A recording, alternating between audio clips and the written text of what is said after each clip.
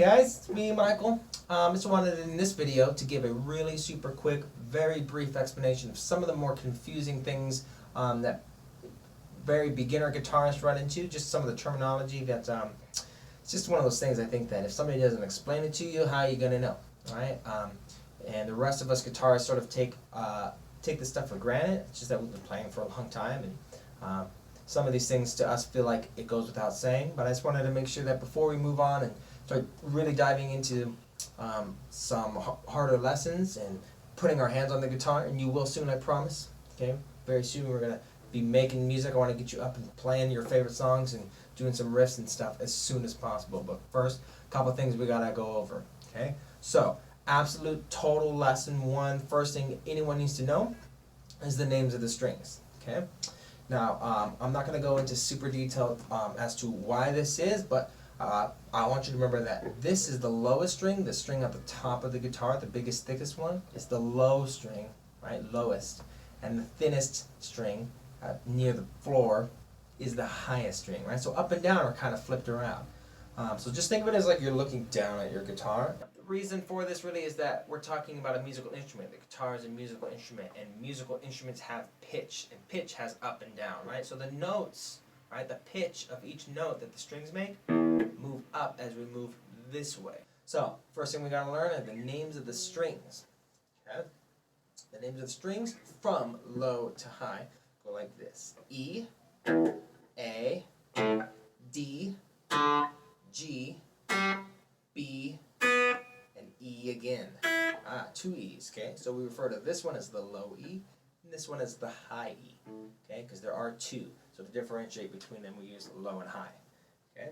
So, once again, E, A, D, G, B, E. And you should really just be saying that to yourself a lot. E, A, D, G, B, E.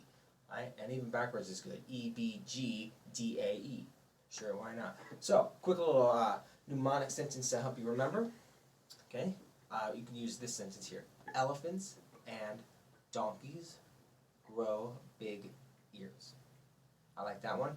Another popular one with the kids is Eddie ate dynamite. Goodbye, Eddie.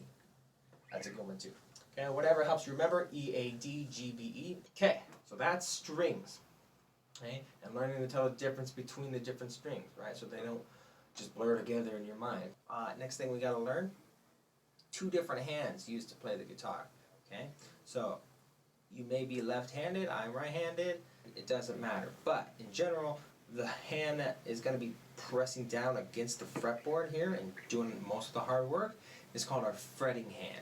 And for most of you, that's going to be your left hand. The other hand could either be called the strumming hand, if you're strumming, or the picking hand, or the right hand. Okay? If you're left-handed, that's sort of the other way around. But in general, we have fretting hand and strumming hand. So the fingers on your fretting hand, most of the time, we use a numbering system for our fingers because saying index, middle, ring, pinky is kind of difficult to do. And it's easy to sort of get confused, these long-winded names for our fingers. So we just do it like this: 1, 2, 3, 4. So first finger, second finger, third finger, fourth finger. You get the idea. All right, so I might say something like play the third fret of the high E string with your second finger, which is your middle finger. Okay, so you would go like this to play that note. Okay, and it goes second finger, fourth finger, first finger, fourth finger. Right, something like that might show up in an exercise. So it's important to understand the names of your fingers as well as the names of your hands. Frets. Okay, oftentimes you'll hear guitarists say things like on the fourth fret. Okay, but the thing is, we don't want to actually be on the frets. So I'm going to demonstrate here with the high E string. If I put my finger on the fourth fret, I'll get this sort of dull, sad note, this dead kind of, right? If it even rings out at all, right? So we want nice, crystal clear, clean, precision, a note that really cuts through and we can hear. Okay, so the sweet spot is not actually on the fret, but just behind the fret. We want to be close to it, okay, but not actually on it. Hopefully you can see that from there. Right, on the fret, and just behind the fret. Much cleaner, rings out much longer. precise and clean. I could really hear that tone. Right? So we want to kind of get as close as possible to the fret without actually being on it. That's the sweet spot. Right on the fret, and then too far back. Sometimes you also kind of get that kind of, or even the next note under. Ugh, right? So not so good. We want to be right up close to the fret so that it rings out nice and clear. Okay? So for me, I like to say sometimes it's just easier to think of the frets as the space between the actual frets, right? The frets are the metal bars that move this way, but you can think of it instead as the space on the fretboard, the wooden space between the actual frets, as being the frets. Okay? Now frets are usually given a number, right? So the strings have a weird sort of letter, I know, but the frets are a little easier because they just go in numerical order starting from the head of the guitar, right? So if you're right-handed, then beginning from the left, you would count 0. 0 would be an open string. Open meaning not fretted at all, right? That's an open string.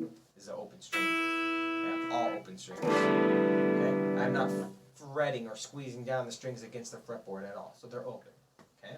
But if I were, the first fret that I could do it, the furthest one away, I would start there, and that would be the first fret. So 0, 1, 2, 3, 4, 5, etc. Okay, and it doesn't really matter what string you're on. This is 7, 7, 7, 7, right? 5, 9, 12. Okay, that's pretty much it. Just a really brief explanation about how to get our hands on the guitar in a way that allows us to play nice clean notes that sound good and don't have that kind of sound at the beginning of them, and sort of learning to tell the difference between the frets and the difference between the strings. You'd be surprised once you start getting your hands on the guitar, sometimes we just make these sort of, oh yeah, kind of mistakes, like, you know, so it's just one of those things that if nobody tells you, how are you going to know? Okay, so hopefully that was helpful.